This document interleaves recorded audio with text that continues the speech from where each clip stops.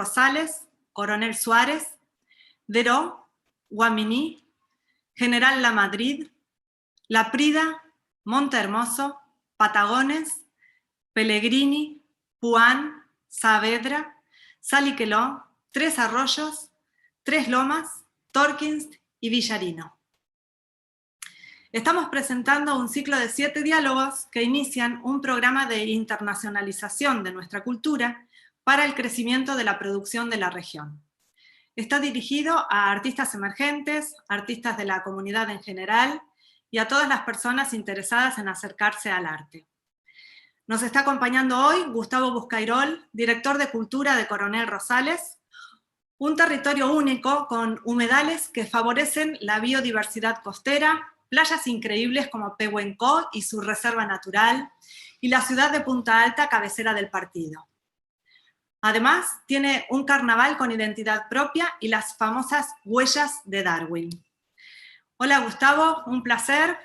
Además hoy es festividad en Coronel Suárez, ¿verdad? No te escucho. A ver.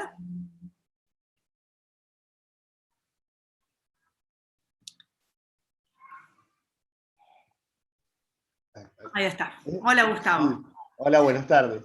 Bienvenido. Hoy es la autonomía de nuestro partido, de Coronel Rosales, así que lo hemos festejado como lo ordena el protocolo, muy pocas personas, y bueno, y le han dado desde provincia asueto a todos los empleados municipales.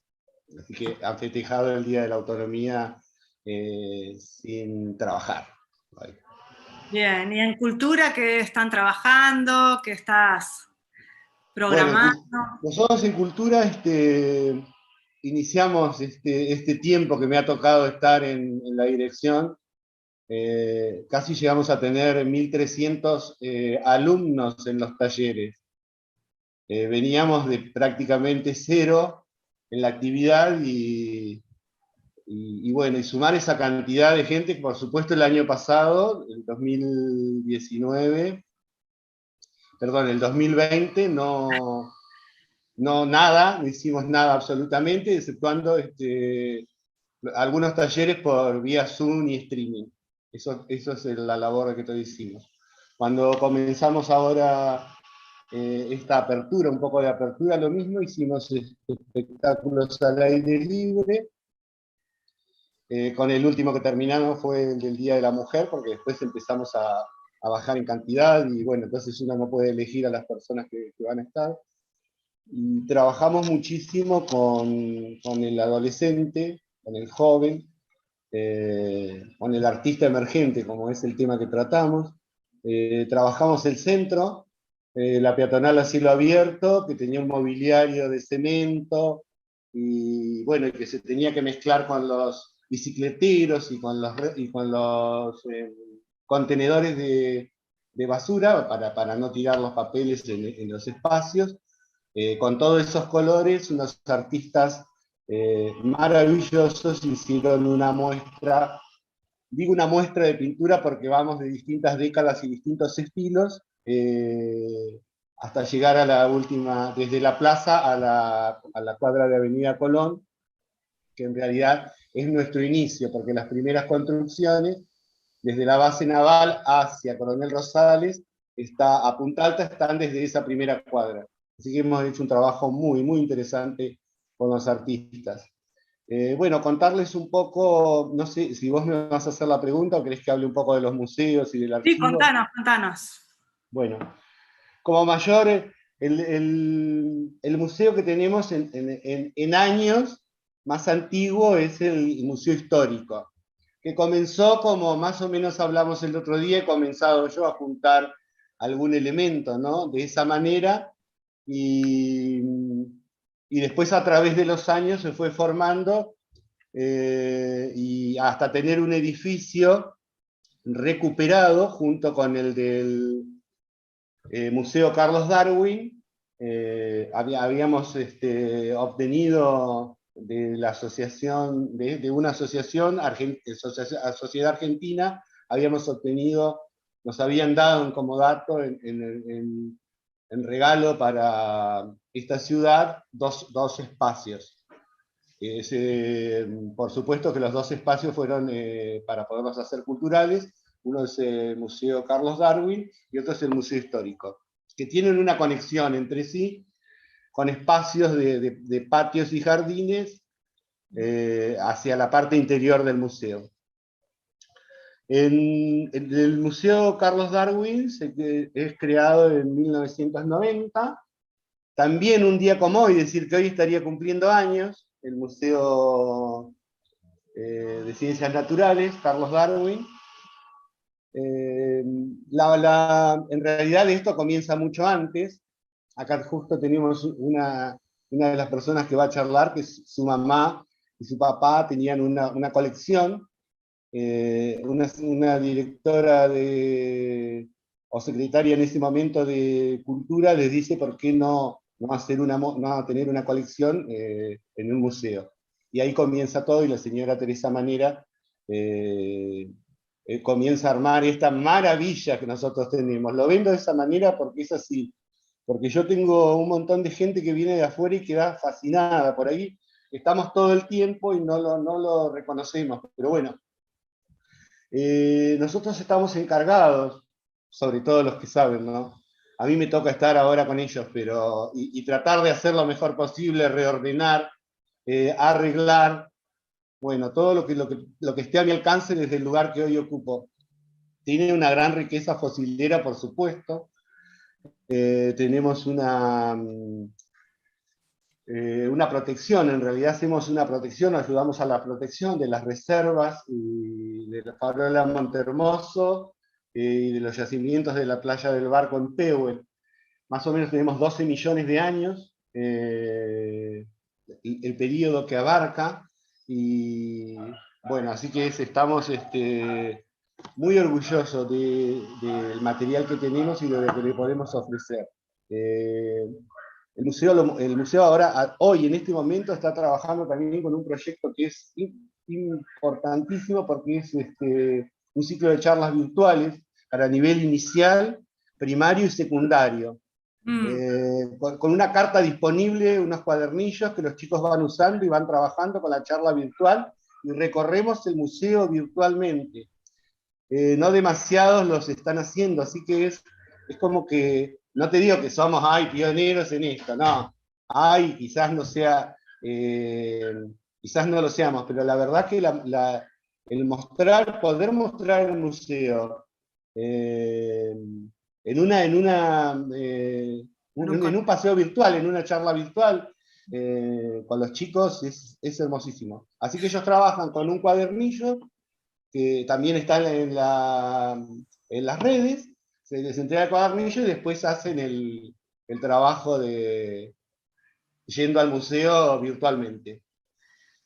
Bueno, y bueno, también por lo que después vamos a hablar, es muy interesante las interconexiones que se puedan armar, más allá de las que ya tienen, entre distintas redes y museos, para que conozcan la identidad de Coronel Rosales, que como vos decís es muy rica tanto por lo propio como por la histórica llegada de referentes de otras partes del mundo, tanto por las huellas arqueológicas como por Pehuenco o por el carnaval. Bueno, sí, son totalmente dispares, pero en realidad trabajamos en la charla que se dio. Ahora tenemos la posibilidad de hacer algunas reformas en el Museo Histórico, sobre todo de adelantar la atención de la persona que está encargada, que tiene una oficina muy detrás, ponerla más adelante para que tener un contacto más directo con el público y poder lograr en ese final, donde hemos tenido muestras itinerantes, como por ejemplo fue la del carnaval y después una de la mujer, hacer que los artistas emergentes puedan tener un espacio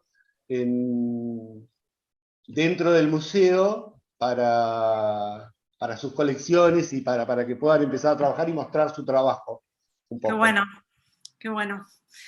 Bueno, Gustavo, vamos a decirle a los artistas emergentes entonces que vayan a a Coronel Rosales, porque ahí tienen un lugar. Sí, sí, tenemos varios espacios, pero ese va a ser uno para poder proyectarlo como esta manera que estamos trabajando de tener una fusión. Es decir, puedo ir a ver la muestra permanente que tiene el museo y veo la de un artista de mi lugar, o el que viene de afuera ve la muestra de otro artista. Bueno, muchísimas gracias. No, gracias a ustedes. Hasta pronto. Dale, nos vemos. Hasta luego. Muchas gracias, Gustavo. Y para quienes se suman ahora, estamos en el tercer encuentro. El primero de ellos fue con el coleccionista y juez Gustavo Brusone, quien destacó, entre otros temas, la importancia de promover espacios municipales y vecinales en cada localidad en donde se puedan mostrar justamente los trabajos de los artistas.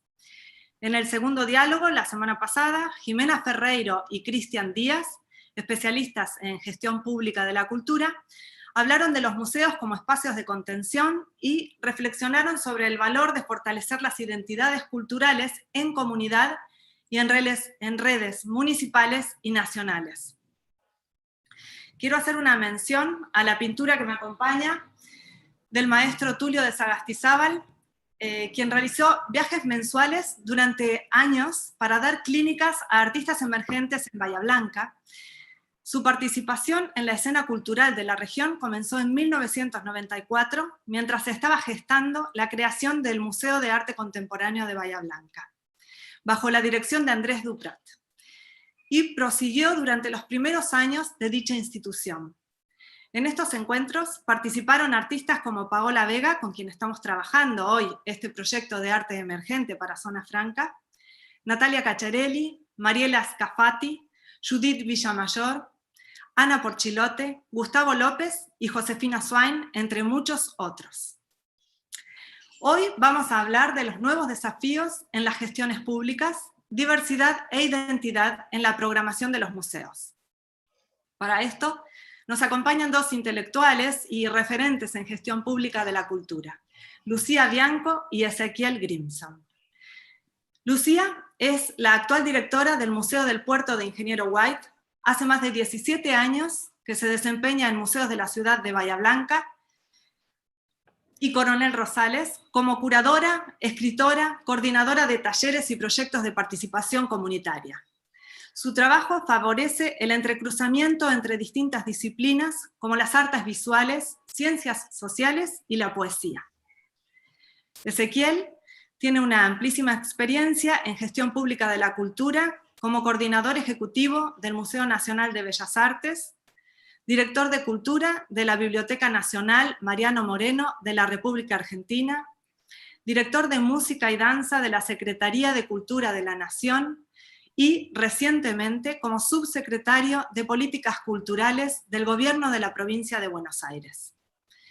Es docente desde 1999 en el Departamento de Artes de la Facultad de Filosofía y Letras de la UBA.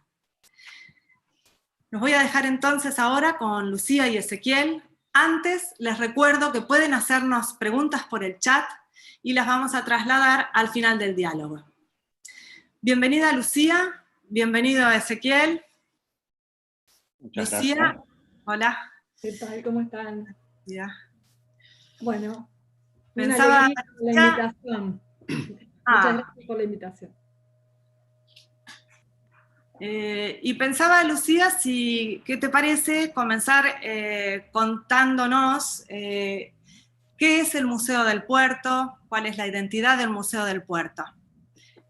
Bueno, les voy a contar un poco también para arrancar a charlar. Se supone que es un diálogo, una charla. Primero eso, quería agradecer muchísimo la posibilidad de conocerlo a Ezequiel charlando también. Y en torno a esto que es el Coronel Rosales y Bahía Blanca, justamente dos espacios muy de mi experiencia cotidiana, ¿no? Pensaba que también el sudoeste bonaerense se puede pensar desde las rutas que se atraviesan entre localidades. En este caso, Bahía Blanca y Punta Alta es una ruta muy dinámica, también de migraciones internas y, bueno, nada, me encantó la invitación también por eso. Pero bueno, para arrancar contando y charlando acerca del museo, dijiste qué es el Museo del Puerto, por ahí. responder así esa pregunta, no sé si puedo. Más que nada, empezaría por situarlo, por si alguna de las personas presentes no lo conoce tan directamente. Está justamente en el partido de Bahía Blanca ubicado, pero en la localidad de Ingeniero White, que es el puerto de aguas profundas de la ciudad de Bahía Blanca. Y está el edificio del museo a metros nada más de las empresas que exportan a distintos lados del mundo. Desde fines del siglo XIX se exporta cereal y otros elementos desde ese puerto. Y también por ese motivo y por la construcción del puerto y su crecimiento, desde su inicio se fueron asentando ahí inmigrantes de Italia, España, Grecia, Croacia, que formaron de a poco la localidad de Ingeniero White actual, y que, bueno, obviamente que con el tiempo se transformó muchísimo. Pensemos, entre otras cosas, que Ingeniero White en la década de los 90 es el espacio que más inversiones extranjeras recibe en toda la Argentina, y a la vez, y por lo mismo tal vez, se ve con muchísimo contraste lo que se vio en todo el país, que fue el crecimiento de desigualdades, de su ocupación, cómo impactaban las privatizaciones. O sea que la localidad de White, desde ese fin del siglo XIX a hoy, cambió muchísimo, y también el museo desde sus inicios, que son desde el 87, ¿no? Es un museo de 1987.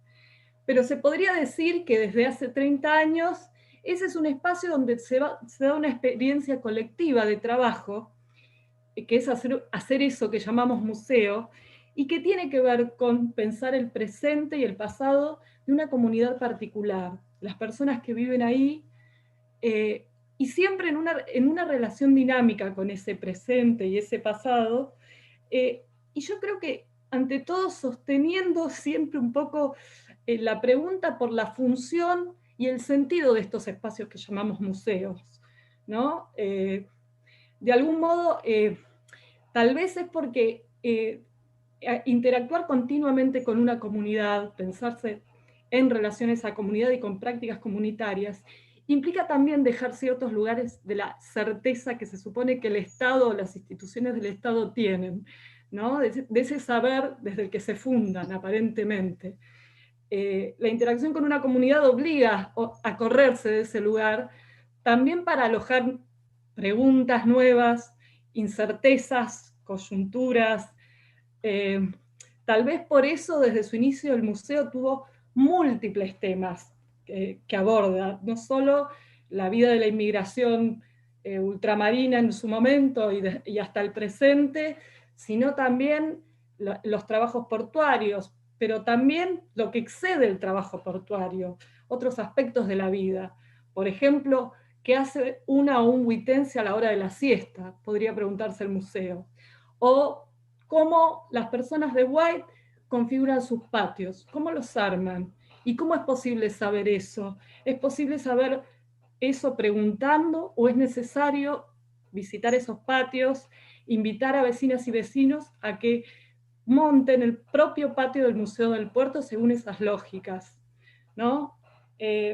Bueno, estas son como las prácticas que se van dando y se van tensionando con este presente, y por ahí, para abrir la charla con Ezequiel a partir de ahora, también me pregunto por esta necesidad de ciertos espacios del Estado por alojar la incerteza, algo de eso, pero justamente en momentos en que la incerteza predomina, ¿no? En plena pandemia, ¿no? Incluso dentro de ese margen de incerteza que desde el museo nos permitimos, me pregunto por ella, a eso me refiero. Interesante. Yo, si me permiten tomar la palabra, también les quiero agradecer mucho la invitación y decirles que es un placer estar con Lucía. Y subrayaría respecto a esta conformación que menciona Lucía del Museo del Puerto, algo que está en el título de nuestra charla, ¿no? Es cómo esta identidad de Ingeniero White se cristaliza en el Museo del Puerto a través de la diversidad de tanto de colectivos inmigratorios que fueron llegando, como de miradas sobre situaciones no necesariamente museales en un sentido clásico, ¿no? Esto que nos está mencionando Lucía respecto a los patios, me parece que justamente lo que busca el Museo del Puerto es poner la mirada en aquellos lugares que quizás no siempre están iluminados por la mirada canónica, ¿no? Me parece particularmente interesante. Y también hablábamos con Lucía antes respecto a la idea de la emergencia y del arte emergente, sobre otra de las particularidades del Museo del Puerto, que es que de ese museo emergió otro museo, ¿no? Es algo que a veces pasa, ¿no? Que una institución da origen a otras instituciones, y me gustaría entonces, Lucía, si te parece que empecemos con este ida y vuelta, pedirte que nos cuentes la experiencia de Ferro White, ¿no? Sí, bueno, que es muy habitual la pregunta de cómo están al lado de los museos, ¿no? Ferro White, Museo del Puerto. Estamos unidos por un puente. En la punta de un puente está un museo, en la punta del puente La Niña, así se llama, está el otro museo. Y bueno, y esto no es casual, no es que es una vecindad casual, sino que los dos museos tienen una historia común, digamos. De algún modo, el Museo Ferro White surge aproximadamente un poco antes del año 2004. En el 2003 ya era un proyecto que tenía que ver con que el Museo del Puerto había pedido, creo, exclusivamente un subsidio de la Fundación Antorchas para conformar su archivo, un depósito específico para una serie de objetos y documentos, y ese proyecto cobró su propia fuerza y se conformó el Museo Ferro White, a partir especialmente de una colección de objetos del ferrocarril, ¿no? y de una serie también de testimonios de vecinos en torno a esa colección particular. Y entonces, por eso no es casual que haya una misma tradición, no solo de interacción con las comunidades que tienen que ver con el territorio, sino también una tradición de metodologías, de preguntas, de caminos comunes, que también sin duda ha tenido en el medio tensiones, desencuentros, ¿no? Tal vez por la misma cercanía y ese mismo desprendimiento. Pero bueno, yo creo que desde lejos se debe ver como algo también potente, porque son dos proyectos que además continúan en el tiempo. Si bien Ferro White, les comenté, tiene su inicio a principios de la década del 2000, el Museo del Puerto inicia, que además hablar de los inicios del Museo del Puerto, otra vez digo, y lo hemos charlado con Nicolás Testoni, que es el director del Museo Ferro White, que es de algún modo también hablar de esa continuidad en Ferro White, ¿no? Porque los inicios del Museo del Puerto en el 87, si hay que tomar un año así, podría pensarse desde antes también, tienen mucho que ver con el clima de reapertura democrática, no solo en la ciudad de Bahía Blanca, sino también en la localidad de Ingeniero White, ¿no?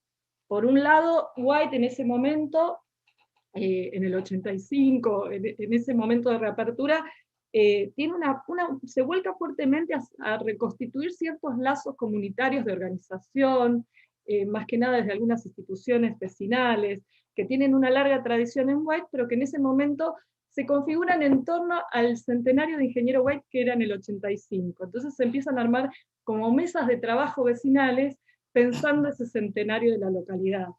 Y en esos grupos de organización colectiva surge la idea de recuperar edificios, recuperar festividades populares como el carnaval, recuperar también historias comunes, y esa iniciativa es escuchada por el gobierno democrático de entonces, que, digamos, habilita ciertos recursos, conforma un equipo y recupera el edificio del Museo del Puerto, que desde entonces se vuelve un museo municipal, ¿no? Y desde entonces, particularmente, toma cierta dinámica de trabajo que tal vez hoy es un poco más habitual y estamos, digamos, como que es parte más del clima, pero en ese entonces era bastante disruptiva, no solo en White, también en Bahía Blanca y en la región, y que tenía que ver con cierta tradición de lecturas y de abordajes de las comunidades y también de la historia, con una perspectiva de la historia que hoy podemos decir que tomaba ciertas tradiciones más de la década del 60, la teoría marxista más británica, cierta mirada de la historia desde abajo, ¿no? Esto de visibilizar amplios sectores sociales, no tan, digamos, muy dejados de lado por la historiografía más clásica. Y desde esa mirada, si bien el nombre es bastante tradicional, uno escucha Museo del Puerto y parece, digamos, que uno se va a encontrar con la proa del barco y la historia del primer prefecto, ese museo incipiente, una de las primeras cosas que hizo fue ir a tocar timbre a las casas y pedir a vecinas y vecinos, permiso, ¿podremos pasar a ver si en el patio hay algo tirado que sirva para el museo? Un objeto de la vida cotidiana, del uso común de inmigrantes a un puerto que siguieron viviendo allí. Bueno, en ese momento, les digo, fue por un lado disruptivo para la comunidad, que tardó un poco, pero no tanto, en entender esa lógica y en sentirse habilitados para que el museo sea un espacio no solo donde ver la propia historia, sino donde participar en actividades concretas, en debates, en construcciones colectivas, en muestras.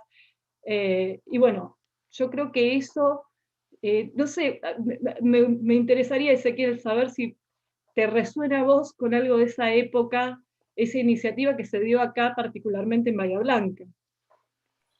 Bueno, creo que tiene que ver con una suerte de cambio de paradigma, ¿no? Que hubo que también en la década del 60, 70, 80, que también está vinculado con la recuperación de la historia oral, ¿no? Y de lo que se llama patrimonio inmaterial, ¿no? Y la revalorización, digamos, no solo de una historia del arte en una torre de marfil, sino, digamos, en poder comprender la importancia de las culturas en un sentido amplio para nuestra vida cotidiana y cómo ganan espacio, digamos, en las instituciones, cuestiones que antes estaban absolutamente excluidas de ellas, ¿no?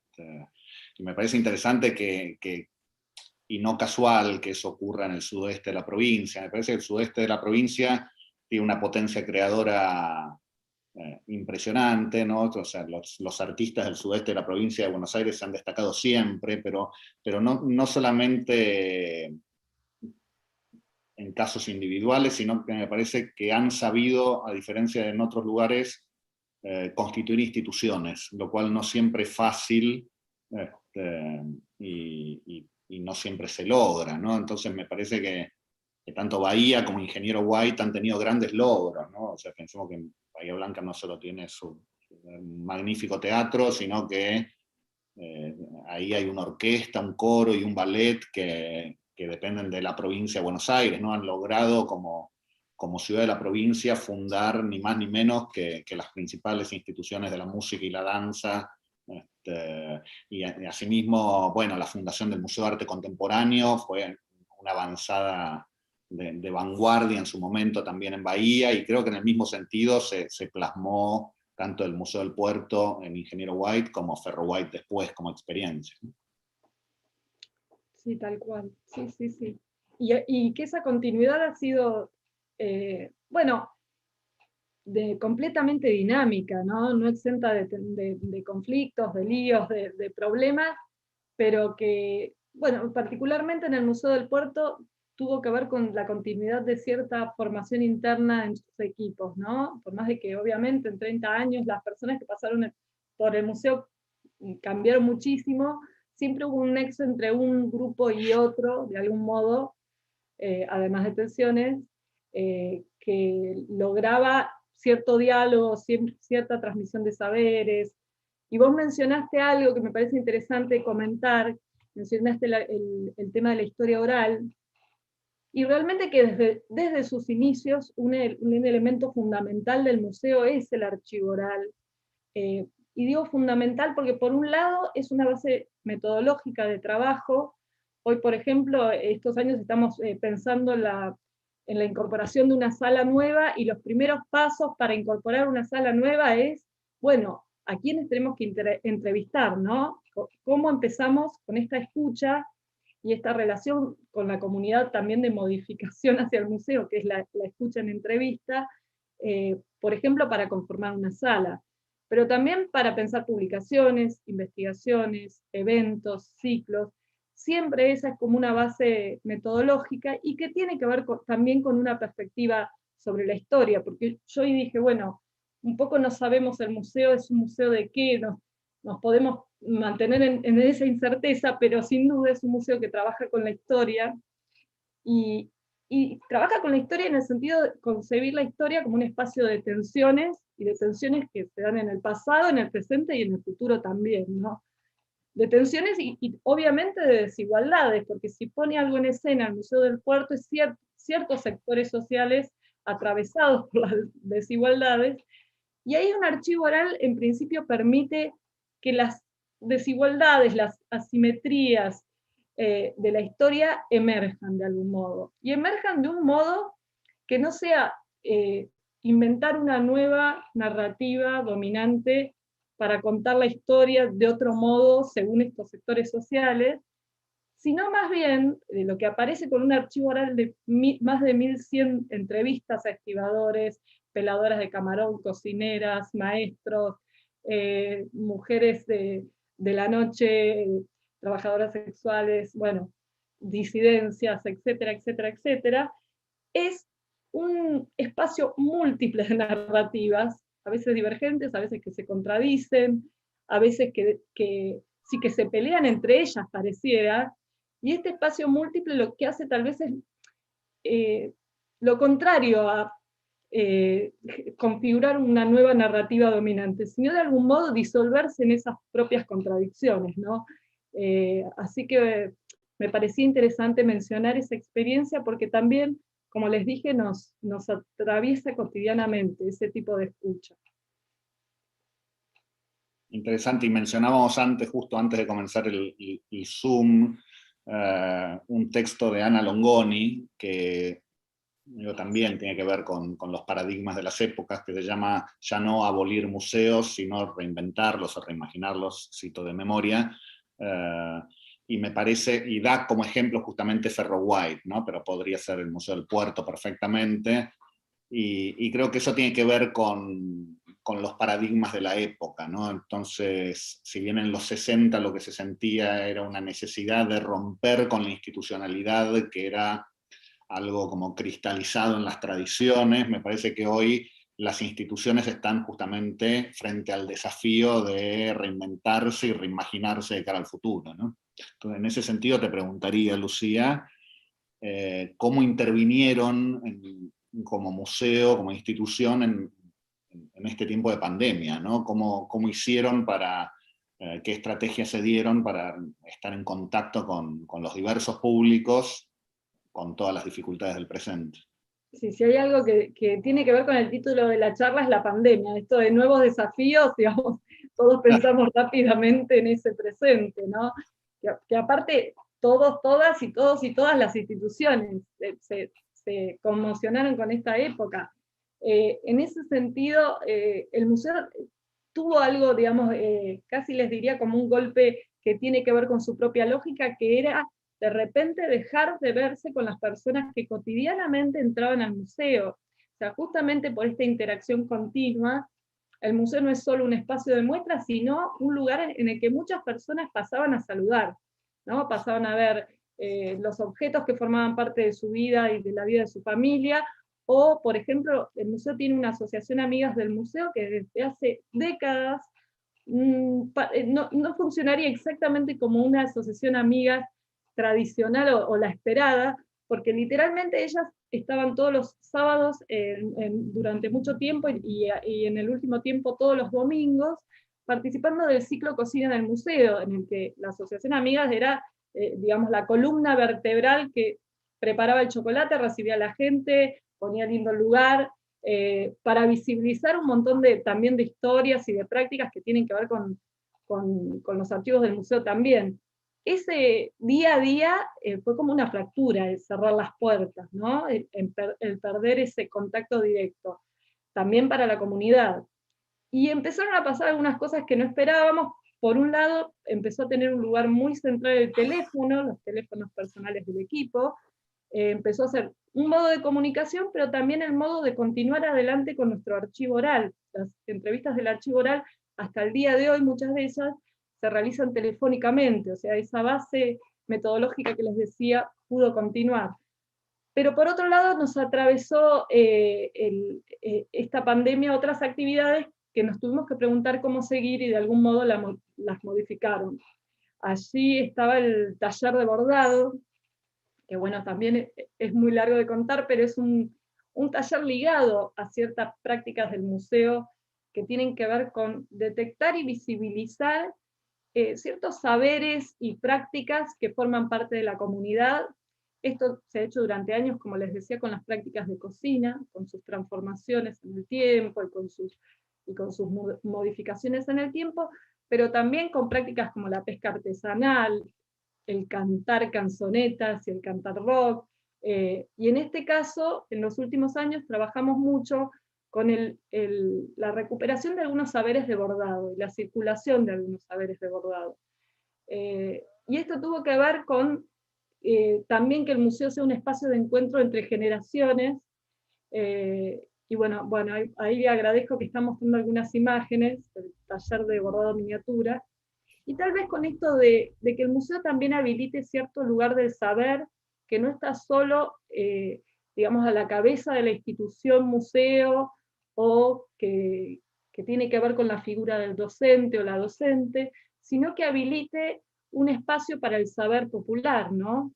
El primer día del taller de bordado, la docente que lo coordinaba les dijo a las más de 20, 25 mujeres y Juan Cruz y un chico que estaba presente, que ella no sabía bordar, ¿no? Se trataba de que esos saberes circularan y permitieran un trabajo colectivo, un trabajo común.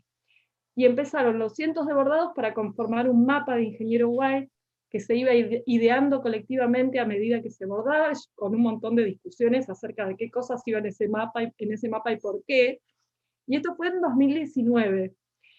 Y en el 20, antes de empezar el año del taller, empezó la pandemia, y todo el entusiasmo que venía del año anterior, por suerte no se frenó, porque de algún modo encontramos un modo de que siga con ciertas bolsitas de bordado, ahí aparece la imagen de una, que contenían materiales y una propuesta para que este mapa se extendiera en muestrarios, en tiras y tiras temáticas que ampliaran el mapa, que se había terminado en 2019, pero sin duda dejaba muchísimas cosas de White afuera, en tiras y tiras temáticas de, hoy me había anotado porque cuando lo quiero decir no me acuerdo, maquinaria portuaria, comidas emplatadas, herramientas de la casa, herramientas del puerto, lanchas de pesca artesanal, insectos, animales, peces, plantas, frentes de casas, embarcaciones, calzados, productos de supermercado, y así, bueno, podría seguir, es el doble de lo que dije hasta ahora.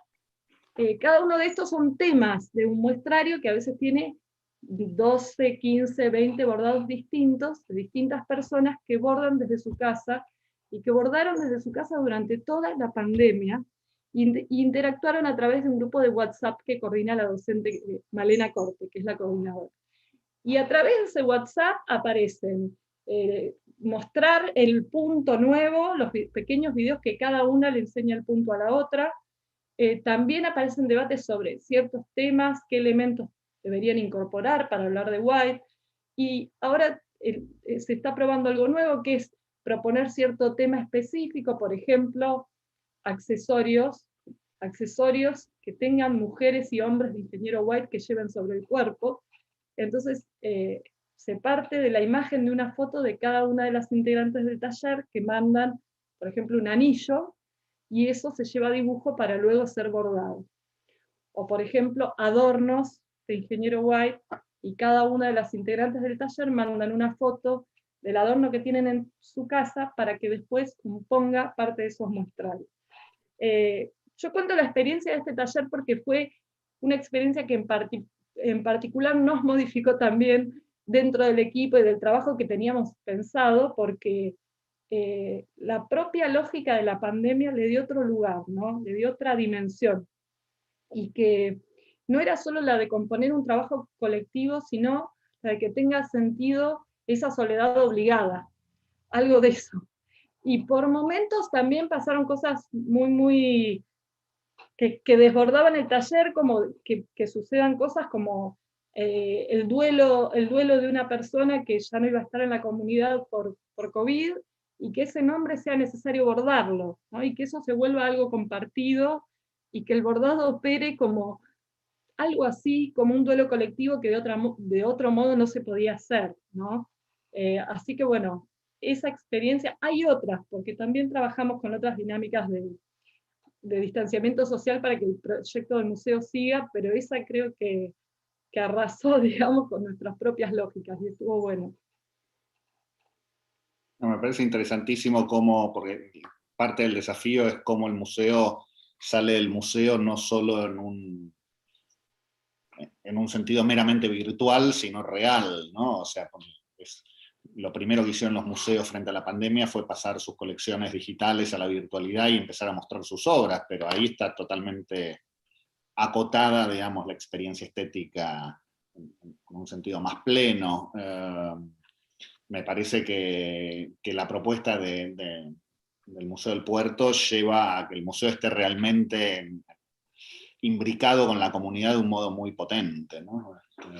Respecto a eso, haría como una pequeña reflexión teórica que tampoco es tan antigua la idea, digo, me parece casi de vanguardia, ¿no? Lo que pasó y pasa en Ingeniero White, en el sentido de que de principios de los años 70 es la declaración de la UNESCO que fija, digamos, la protección del patrimonio cultural y natural, y es una declaración notoriamente materialista, ¿no? Si alguien lee la declaración de la UNESCO, está dedicada a monumentos, obras, paisajes, pero quedó completamente excluido todo lo que hoy conocemos como patrimonio inmaterial, que rápidamente, ya a partir de mediados de los años 70, los países, y no es casual esto, de lo que entonces era el tercer mundo y el lejano oriente, empiezan a pedir que justamente tengan lugar de reconocimiento estas prácticas, estos conocimientos, estos saberes que realmente son constitutivos de nuestras culturas, ¿no?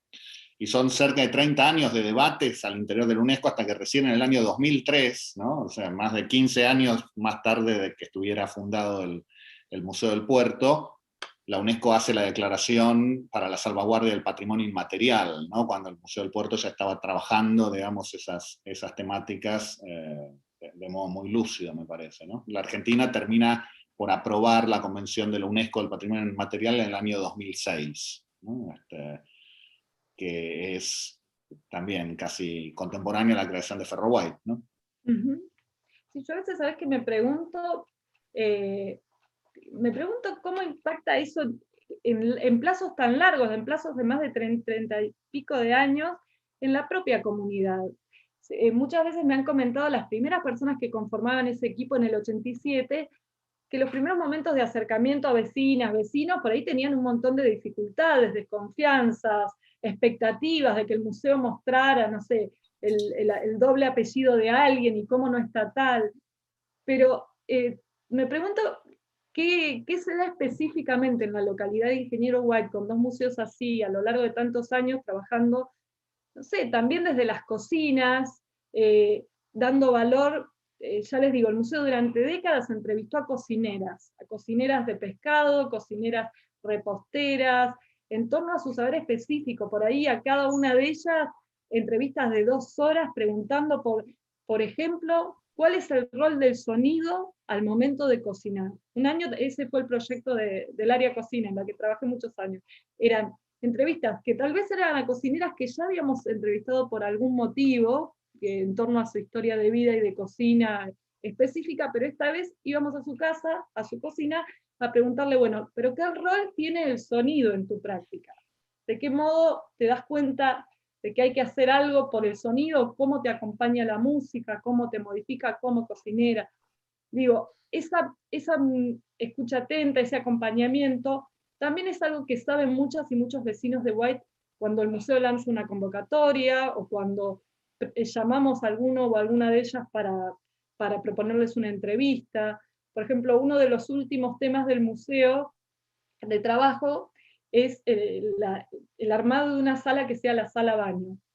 Y de repente nuestras convocatorias tienen que ver con hablar temas silenciados en años, tabúes tal vez de más de un siglo, ¿no? Porque no hablamos en la sala baño solamente de, bueno, cómo cambiaron los inodoros, también de eso, ¿no? Los inodoros, los modos de limpieza del cuerpo, sino también de sexualidad, de otros tabúes. ¿Cómo opera toda esa experiencia previa para que alguien se anime a hablar de ciertos temas o llame al museo diciendo que tiene una pelela para donar, ¿no?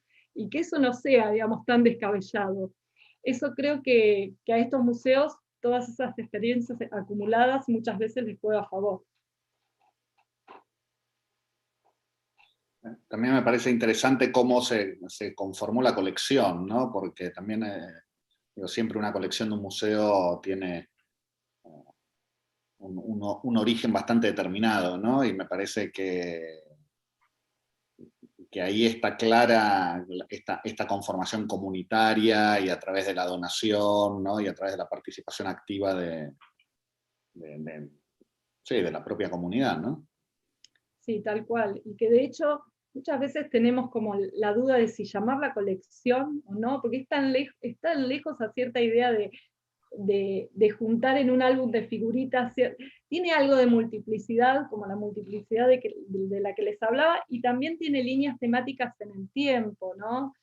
Por ejemplo, a partir del 2013 trabajamos muchísimo con la recopilación de experiencias en torno a repasadores, o sea, no solo del objeto repasador, sino la recopilación de las experiencias en torno a ese objeto, incluso la posibilidad de usar esos objetos en el mismo museo, digamos, que estén colgados, pero además en uso, mientras la indagación sobre los repasadores se daba, ¿no? Entonces, los objetos que el museo resguarda o pone en escena o trata de hacer circular, porque en todo caso ese sería el objetivo, a veces son del mundo de lo extremo, del mundo ordinario, del mundo de las cosas más comunes.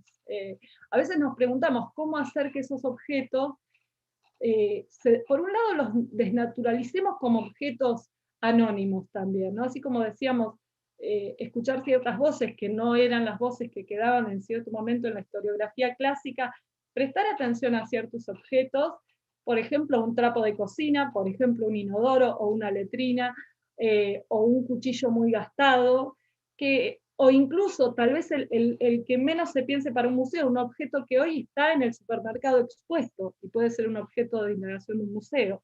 Y cómo hacer que al indagar esos objetos no se vuelvan extremadamente extraordinarios, como objetos, digamos, auráticos que nos cieguen y no podamos abordar la historia social, el pasado y el presente desde ahí.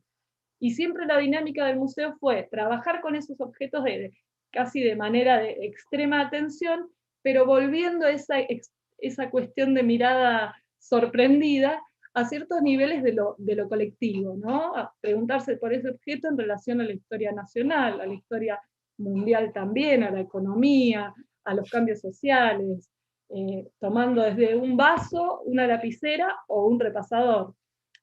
Muchas veces los recorridos de escuelas por el museo que tenían este acercamiento a los objetos terminaba haciendo que los chicos, hablo en pasado por la pandemia, pero haciendo que chicas y chicos miren, por ejemplo, sus zapatillas o el celular y traten de aplicar esa mirada, digamos, atenta y extremadamente inquieta a lo más común para un adolescente.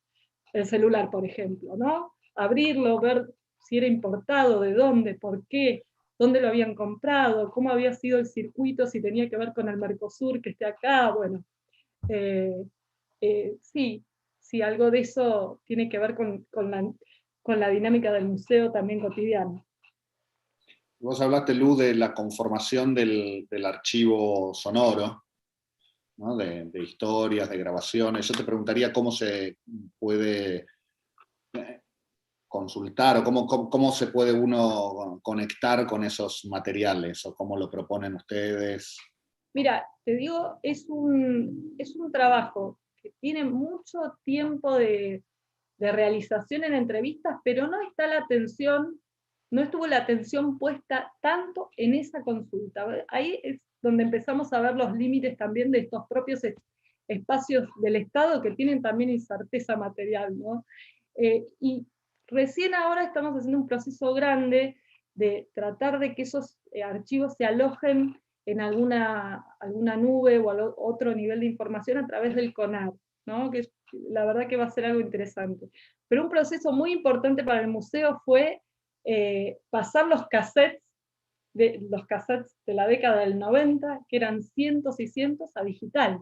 Eso llevó muchísimo tiempo, ¿no? Y después la consulta es muy puntual en el propio museo, ¿no? Suele ser, Y a veces no es solo de investigadores o investigadoras que vienen a abordar ciertos temas que el archivo oral entrevistó durante años o abordó durante años, sino también de familiares de vecinos y vecinas que fueron entrevistados. Esto es algo que empezó a ser más común en el último tiempo, que vengan nietos a encontrarse con la voz de su abuela o de su abuelo, y que lo escuchen tal vez por primera vez después de 10, 15 años, ¿no? A un abuelo que no está.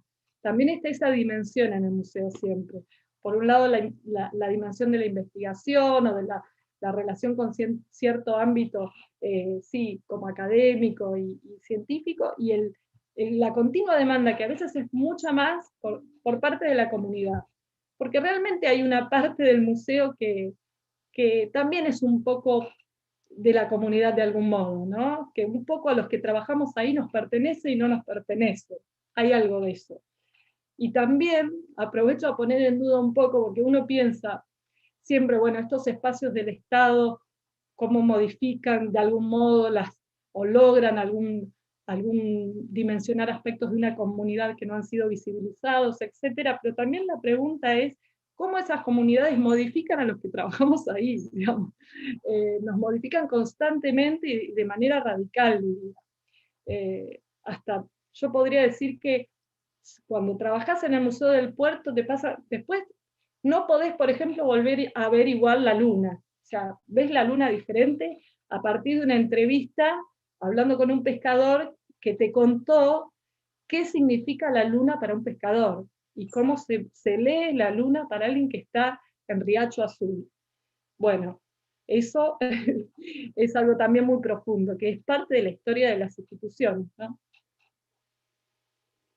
Interesante, ¿no? Cómo se forma también este registro, termina conformando como una suerte de archivo histórico, ¿no? Esto que planteabas de las sucesivas generaciones que vienen a escuchar a sus antepasados, ¿no?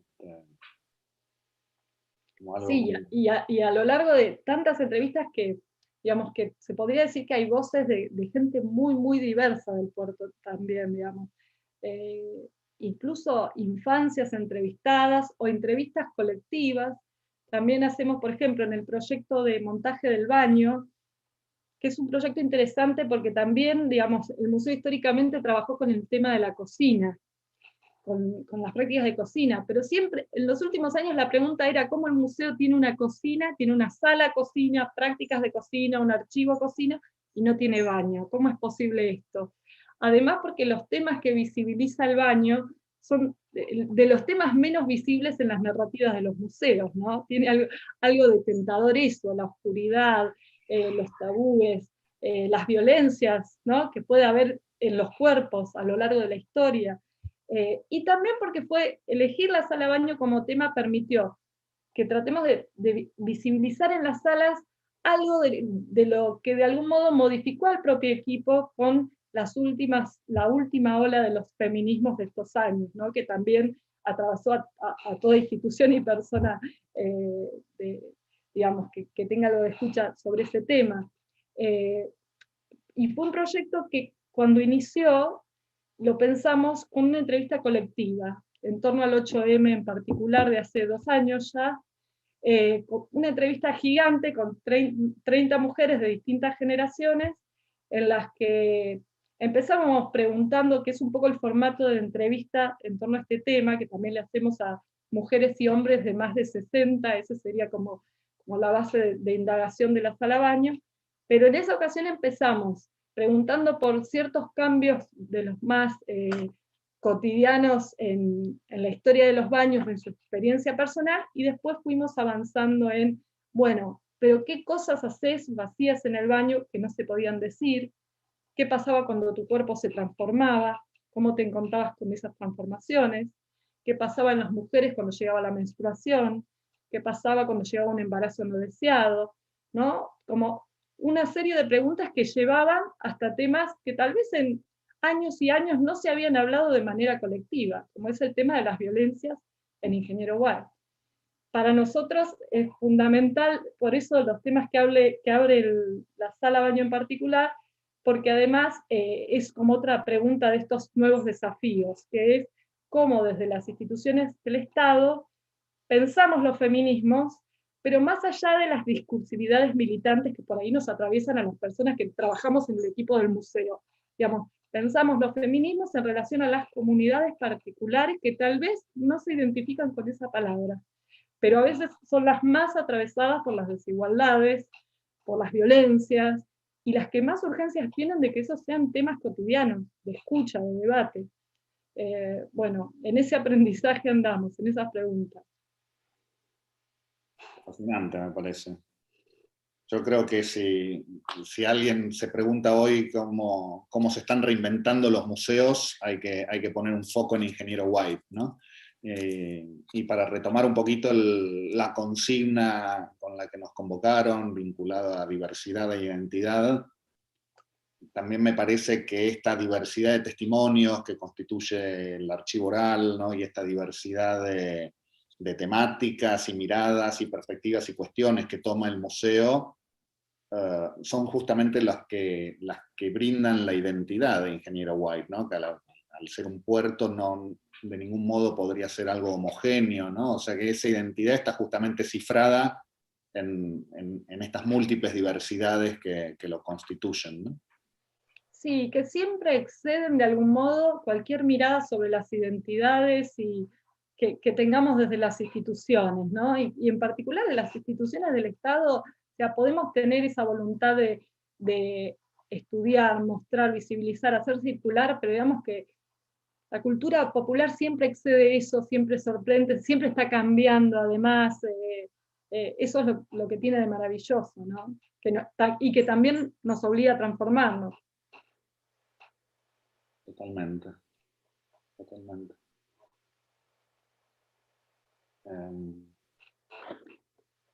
No sé, Estoy Juli. mirando la hora, que es la hora más o menos que nos habían dicho de empezar, pues yo estoy como atenta a eso, como buena alumna. Creo que hay una pregunta por ahí, no sé, Juli, Sí, si estás. exacto. Bueno, la puedo leer yo porque la veo, ¿no? Dice, recuerdo haber pasado por Bahía Blanca y el puerto en oportunidad de un viaje. No sabía de la existencia de este museo, me hubiese gustado conocerlo. ¿Cuál es la estrategia de hacer conocido el lugar o de atraer al público? Buena pregunta, necesitamos consejos siempre con respecto a este tema. Bueno, obviamente, de paso hago una invitación, que es que el museo tiene más activa que nunca las redes sociales, obviamente, con la pandemia, ¿quién no? El museo tiene un Instagram, que también es un espacio de charla con gran parte de la comunidad, eso nos ha servido mucho en el último tiempo, @Museo del Puerto, Ingeniero White, etc. Tiene un blog también y un Facebook, todos, digamos, espacios donde damos cuenta de nuestras actividades, donde anunciamos nuestras actividades, y muchas veces hacemos estas convocatorias públicas de las que les hablaba. El año pasado fue la búsqueda de un inodoro particular, que era el inodoro marca Pescadas, que nos habían contado algunos vecinos que había uno de esos inodoros en la estación del Ferrocarril Sur de Ingeniero White, ¿no? que operaba algo así como un trono, porque a diferencia del resto de las casas de principios del siglo XX, que eran de chapa y madera y que tenían letrinas al fondo del patio, nos pareció un objeto re interesante para que esté en la sala de baño y dé cuenta también de esto, que es que los cuerpos y la intimidad de los cuerpos también están atravesados por la historia y por las diferencias sociales, obviamente. Así que encontramos nuestro inodoro Pescadas gracias a las redes sociales. Podemos decir eso.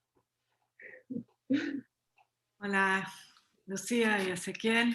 Tengo acá otra pregunta que les voy a transmitir. De Susana Vega. Ezequiel, definiste que en el sudoeste de la provincia hay una potencia creadora enorme. ¿Qué camino pensás que hay que recorrer para que esa potencia se convierta en identidad y posicione a la región en el mundo? Bueno, ni más ni menos. En principio, volvería sobre la idea que mencioné antes de no querer forzar una identidad cerrada. Me parece que justamente parte de la riqueza de los artistas que conozco, sobre todo de Bahía, pero también de otros lugares del sudoeste de la provincia, está justamente en sus diversidades, en sus estilos personales, en sus modos de creación, en su capacidad editorial. O sea, me parece que no habría que intentar cerrar una idea identitaria, sino permitir que esa idea identitaria esté abierta y pueda contener el conjunto de diversidades que se expresa en un lugar tan amplio. Y después me parece que hay una herramienta básica con la que tenemos que contar, que son los estados, ¿no? Los estados municipales, el estado provincial y el estado nacional, ¿no? Me parece que ahí hay un deber del Estado que va desde la conformación de una institución, la promoción de los artistas, el fomento de la creación en un sentido general, la institución de certámenes o premios que promueva, digamos, justamente la participación de la ciudadanía en general, de los artistas en particular, y que fomente que esos espacios que hoy están un poco en el off puedan justamente pasar a estar más en visibilidad, ¿no? Y de ese modo constituir una visibilidad mayor para esa potencia de la que estoy seguro, ¿no? De la que hay evidencias de sobra, ¿no? Y estos entrecruzamientos también de referentes de la cultura, trabajando como Ana Longoni, que mencionaste, en el Reina Sofía, y bueno, a través de estos textos que se van interconectando en red. Uh-huh. Sí, la verdad que si con algo tiene que ver un puerto es con esas redes, ¿no? Que se tienden, no solo lo digo como metáfora de la pesca artesanal. Teníamos una pregunta de Graciela Sapia, pero no logro leerla porque veo una mano, así que, bueno, se las transmitiré más adelante, porque quedamos abiertos a seguir este diálogo, como estaban hablando ustedes, rehistorizando, desnaturalizando lo que ya conocemos, lo que ya escuchamos, para asumirlo a través de las instituciones, con una nueva lectura académica, científica y comunitaria. Así que muchas gracias, Lucía, muchas gracias, Ezequiel. Ha sido un placer este diálogo y nos quedamos con ganas de seguir. Ojalá siga con una visita al museo en algún momento. Ezequiel, le quedas invitado y las personas organizadoras también. Ahí está, bueno, quedamos citados todos en el museo para... Hasta el chocolate en la cocina del museo no paramos. Ahí está, sí, para la próxima primavera. Y la asociación de amigas, que me pareció un espacio en donde me gustaría participar. Estás invitada, siempre viene bien. Y ahora estamos en la conformación de las nuevas generaciones, así que invitada. Bueno, muchísimas gracias. Un gusto y un placer. Un placer y hasta pronto. Hasta pronto. Gracias. Y bueno, muchas gracias a todas las personas que se unieron a nuestro ciclo. Los esperamos el próximo miércoles a las 19 para el cuarto diálogo con nuestra invitada Amalia Moedo, mecenas y empresaria, y el periodista Maximiliano Alica. Hablarán sobre nuevos modos de coleccionismo, el valor del arte federal e inclusivo. Muchas gracias. Quiero también agradecer el apoyo de la provincia de Buenos Aires, de los museos de Bahía Blanca y Gualú.